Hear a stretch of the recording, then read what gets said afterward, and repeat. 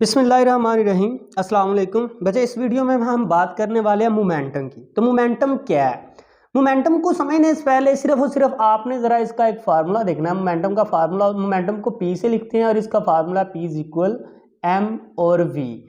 यहाँ एक चीज़ समझ आ रही है कि वी क्या है। वी एक स्पीड होती है। स्पीड क्या होता है? स्पीड मोशन होता है। तो अगर ये वी है और ये मोमेंटम वी से मिलके बन रहा है तो इट्स मीन के मोमेंटम भी कोई ना कोई क्या होगी? मोशन होगी। अब ये कौन सी मोशन है? ये ऐसी मोशन है जो दो चीजों पे डिपेंड कर रही है, मैस और वेलोसिटी। मैस और वेलोसिटी के प्रोडक्ट से जो मोशन हमारे पास आ रही है वो मोमेंटम कहलाता है। अब इसकी डेफिनेशन देखते हैं, उसको समझते हैं और फिर इससे जुड़े जितने एमसीक्यूज होंगे मोमेंटम वाले टॉपिक से वो हम सॉल्व करेंगे। चलिए देखते हैं। Momentum of a body is the quantity of motion it possesses due to its mass and velocity. Motion की वो क्वांटिटी जो किससे मिलके बनती है? मैस और वेलोसिटी के साथ। चलें इसको डिटेल से इसकी डेफिनेशन समझने की कोशिश करते हैं। देखें बच्चे, इसका हरगिज मतलब ये नहीं है कि अगर कोई बॉडी उसका मैस कम है तो उसका मोमेंटम भी कम होगा। नहीं, मैस के साथ साथ हमें वेलोसिटी देखनी पड़ेगी। और इसका हरगिज मतलब ये नहीं है कि अगर किसी बॉडी की स्पीड बहुत ज्यादा है तो उसका मैस कम है तो भी उसका मोमेंटम कम या ज्यादा होगा। मतलब एक चीज को देख के हम नहीं कर सकते। मान लो कि हमारे पास एक बॉल है, ये हमारे पास एक बॉल है और ये बॉल हम कहते हैं कोई गेंद है, तो इसका हम कहते हैं कि इसकी जो हमारे पास इसका मैस है वो हम ले लेते हैं कोई 200 ग्राम ले लेते हैं, हम ग्राम में वैल्यू ले लेते हैं। लेकिन यहाँ पे हमारे पास एक बुल्ड है, हमारे पास गोली है, तो उस गोली को अगर देखा जाए तो एज कंपेयर इसके मैं मान लेता हूँ कि ये कोई 10 ग्राम है। तो देखें इसका मैस बहुत ज्यादा है, इसका मैस कम है, तो दोनों में मोमेंटम किसका ज्यादा होगा? हम इसको सिर्फ मैस की बेस पे, अभी तो हम कह सकते हैं जी बॉल जो है उसका ज्यादा है, मैस ज्यादा हो सकता है, मोमेंटम भी ज्यादा हो। नहीं, एक चीज को देख के हम नहीं प्रूव कर सकते।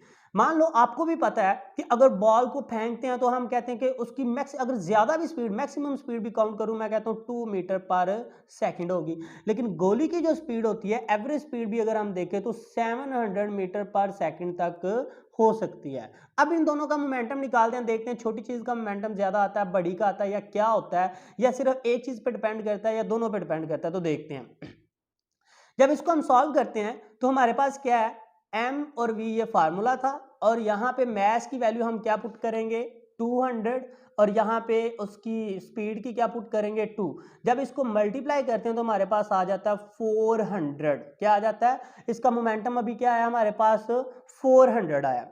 अब अगर इसका मोमेंटम हम सॉल्व करना चाहे, P is equal M V, तो इसका मैस कितना है हमारे पास? 10, और इसका जो मोमेंटम है, इसका जो v स्पीड है वो कितनी है? 700। तो जब इसको हम मल्टीप्लाई करते हैं तो ये कोई 7000 ग्राम मीटर पर सेकंड में आ जाता है। क्योंकि अभी किलोग्राम इसलिए नहीं लिखा क्योंकि मैं इसको ग्राम में ले रहा था।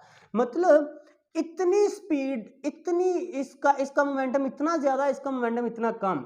सिर्फ ये नहीं देखना, अगर इसका मैस कम था तो इसकी स्पीड भी तो ज्यादा है। कोई ऐसी भी चीजें हो सकती हैं जिनका मैस बहुत ज्यादा, जैसे ट्रक है तो उसका मैस बहुत ज्यादा है लेकिन उसकी स्पीड कम है। तो इसलिए हम एक चीज को देख के मोमेंटम को बता नहीं सकते। अब इससे जुड़े जितने एमसीक्यूज हैं हम वो कवर करते हैं। बोर्ड में एमसीक्यूज बहुत जरूरी हैं क्योंकि टॉपिक में तो हमारे पास शॉर्ट क्वेश्चन में चॉइस होती है, लॉन्ग में भी चॉइस होती है, ऑब्जेक्टिव में कोई चॉइस नहीं। अगर आपने फुल मार्क्स गेन करने हैं तो आपको ऑब्जेक्टिव पे बहुत एफर्ट करनी पड़ेगी। चलिए सबसे पहले इसका फार्मूला क्या है जी? इसका formula P is equal M और V इसका फार्मूला है। अब v हम वेलोसिटी कहते हैं। जब मैस और वेलोसिटी बोलते हैं v को, तो वेलोसिटी एक वेक्टर क्वांटिटी है और वेलोसिटी में डायरेक्शन मौजूद होती है, इसलिए हम कह सकते हैं कि ये हमारे पास मोमेंटम भी एक क्या है? वेक्टर क्वांटिटी है।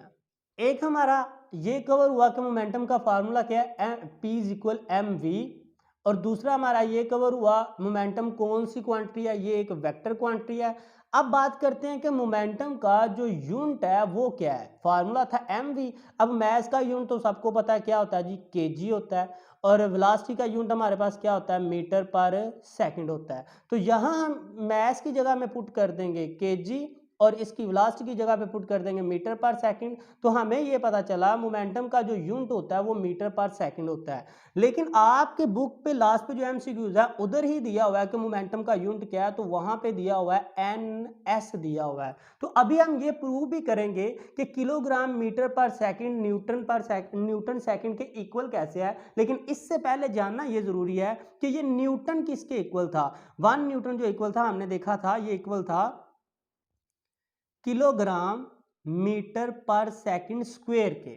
मतलब जो न्यूटन है वो किलोग्राम मीटर पर सेकंड के और मीटर पर सेकंड स्क्वायर के, और जो मोमेंटम है वो किलोग्राम मीटर पर सेकंड के। होप सो कि इन दो में आपको डाउट क्लियर हो गया। अगर स्क्वायर आ रहा है तो न्यूटन, और अगर हमारे पास -1 आ रहा है ऊपर, तो हमारे पास ये क्या होगा, मोमेंटम होगा। अब बात ये करनी है कि ये जो एनएस है किलोग्राम मीटर पर सेकंड के इक्वल कैसे है। देखें, अभी मैंने बताया कि न्यूटन की जगह पे अगर मैं पुट करूं, न्यूटन की जगह पुट करूं, न्यूटन की वैल्यू क्या थी, किलोग्राम मीटर पर सेकंड स्क्वायर, और इस एस को ऐसे ही साथ लिख दूं तो होगा क्या, अगर इसके ऊपर कुछ नहीं, इसका मतलब ये प्लस का है और ये -2 का है। तो आप बच्चे क्या करके देखो, -2 में से एक एस जो प्लस वाला था करोगे तो सॉल्व ये आ जाएगा मीटर पर सेकंड ही आ जाएगा।